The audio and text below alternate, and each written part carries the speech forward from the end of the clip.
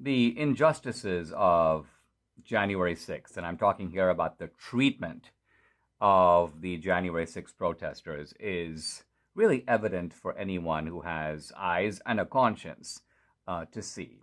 So to me, it's almost a Rorschach test, a kind of a measure of whether or not someone is able to look clearly at what happened, is able to apply a kind of decent, even-handed calculus.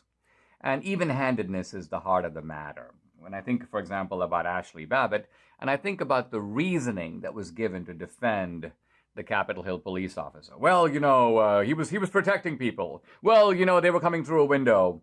Well, he didn't know if she was armed or not, but she could have been armed.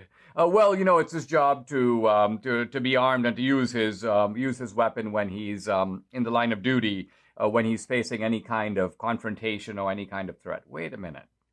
If you take those exact same considerations and then apply them to any other protest going on right now in Portland, and let's say a Portland police officer just draws his weapon, bam, bam, bam. Why did you kill all those people? Why did you kill all those? Well, I'm doing my job. Well, I have my firearm. Well, I don't know if they were armed or not. They could have been. Well, this guy was coming through a window. So the exact same rationale would never fly. I mean, there would have been a massive uproar. And when I think about Ashley Babbitt and I think about the fact she had three things going against her. One, she was white. And so the idea is she's obviously a kind of presumptively a white supremacist, even though her agenda had nothing to do with whiteness or white supremacy. Her agenda had to do with counting votes and had to do with other issues, patriotism.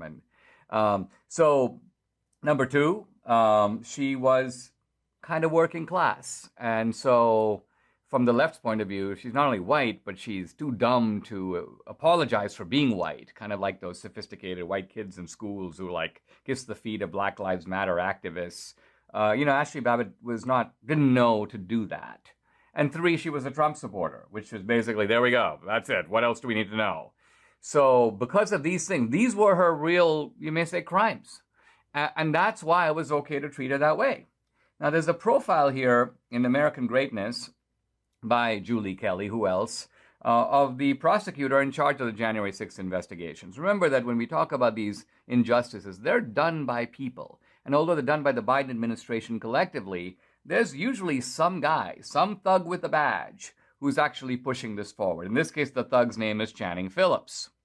And this is a guy, by the way, and we know we can raise the issue of even-handedness with him alone because just this year, this acting attorney for the District of Columbia dismissed a case against a Black Lives Matter protester. He was charged with attacking a police officer. And think about it. There are January 6 defendants who have done nothing, taken a selfie, sat on a chair, paraded, walked around, that are in confinement. But this guy was let go. Now, why was he let go? Channing Phillips dropped the charge because the defendant's lawyer, think about this, said that the facial recognition technology that was used to identify the suspect was racist. Why? Because the facial recognition technology included skin color among the factors that it was using to match up, is this your face? And so this guy, Glenn Ivey, by the way, a high-priced lawyer, all these Black Lives Matter guys, they have while the January 6 guys are struggling to get a public defender, to get basic representation, these guys have top-notch attorneys, left-wing radicals who are representing them. And in this case, the left-wing lawyer, Glenn Ivey, is a guy who, just happened to work with Channing Phillips in the 1990s. In other words, these guys were working in the same place. They knew each other most likely. And so this is, again, the swamp in action. These guys are buddies. It's like, hey, listen, I got this guy, I'm going to say it's racist, but maybe you can then give him a break and let him go. And this is how it works. This is all the behind-the-scenes, wink-wink type of justice. So this guy, who is ruthlessly going after now, I think there are 650 active criminal cases. This is a guy, by the way, twice appointed by Barack Obama to temporarily fill the position. Here's a guy who's worked with Holder. He's worked with Loretta Lynch. He's one of the worst of the worst. And this is a guy who has been not only making sure that anyone charged, remember, not convicted, of any kind of violent offense is locked up, but even people charged with non-violent offenses have to remain behind bars, as he would like it, until their trial. I mean, think about that.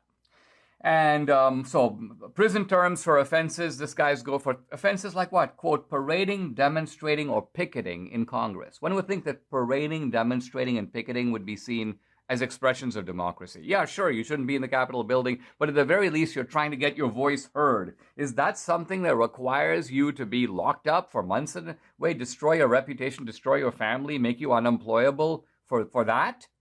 This is the same guy, Channing Phillips, who's blocking the release of 14,000 hours of surveillance, claiming that it's, quote, sensitive, even though what's sensitive about the main part of the Capitol building in which tourists go and look around and take photos every single day? So what you have here is something really terrible, which is the misapplication of justice, an uneven-handed application of justice. This guy, by the way, is the acting U.S. attorney. I don't know if Biden will put him up for confirmation, but if he does, I really hope that 50 Republican senators, in a single voice, vote thumbs down.